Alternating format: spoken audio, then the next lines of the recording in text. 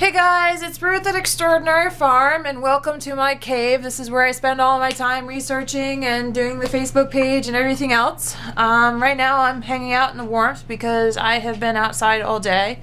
However, the reason why I'm doing a second video is because you guys have overloaded my message board and my email account with questions about treating frostbite outside of the little clip I did yesterday, and I was actually feeling overwhelmed and really grateful that everybody thought that my opinion was really needed in this. So this video is actually going to talk to you about proper first aid. Unfortunately, because it's just too cold, I didn't want to expose the birds to any more stressors than they needed to be, so my assistant from yesterday said that she kind of wanted to stay in the barn. So here's the deal. I have a very hard rule here during the winter months, and for the big softies out there, you're probably going to find this really hard to try and implement, but my birds have to be suffering to the extreme for me to even consider bringing them into a warm place.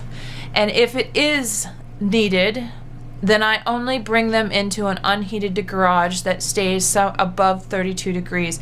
I do not expose them to my house of 70 degrees. That is going to cause a lot more issues and a lot more problems for you than you could possibly imagine. It is a huge stressor on their system. So the first thing you're going to do is, if this actually comes to that point, you are going to bring your birds in and you're going to put them in a room that is roughly 32 to 40 degrees, and you're going to apply indirect heat, not direct heat. So you don't want to put a heating pad in there. You do not want to use a heat lamp. You do not want to use a hair dryer. Like, no indirect heat sources. This is a big no-no. You can cause far more tissue damage if you apply that direct heat than you would if you did indirect heat. So indirect heat is allowing them to come back up to temperature.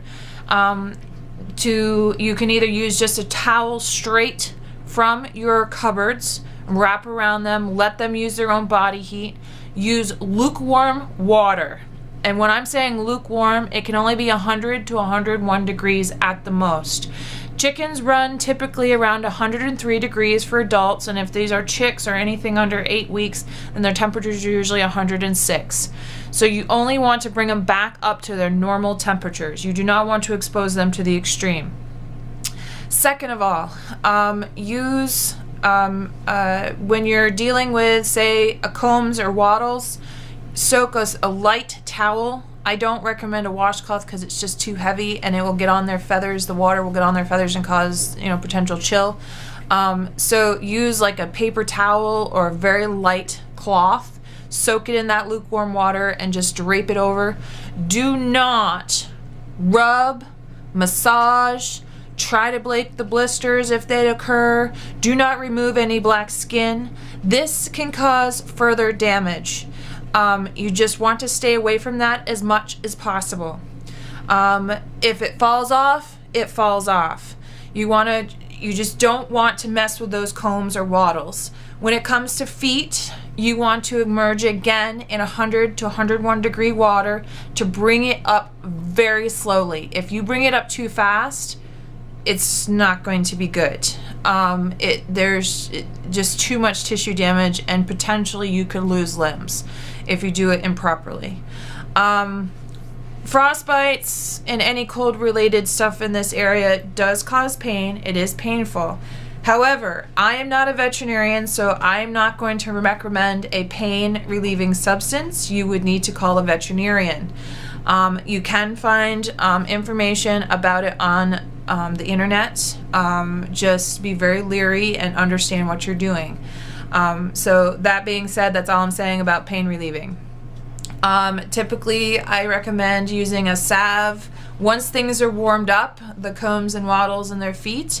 Then I recommend putting a salve on them, an antibacterial salve, or if you're not doing the herbal route, to do an ointment like Neosporin, but don't use the ones with pain reliever in it.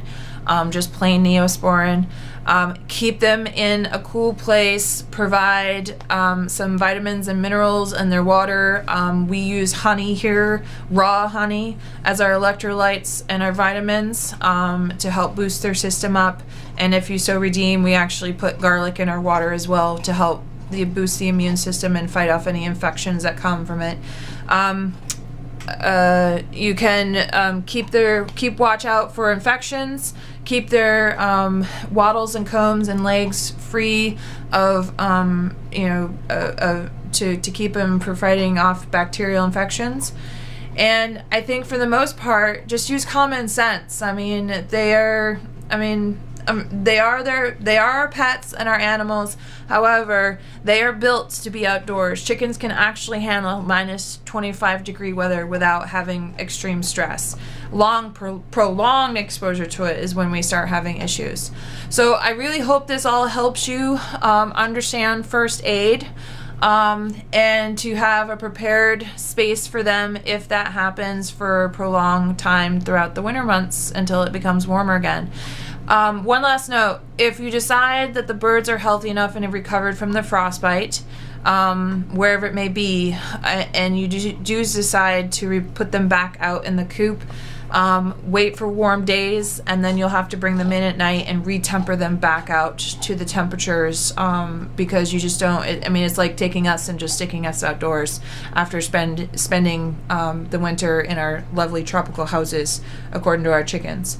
So I will do another small clip about prevention.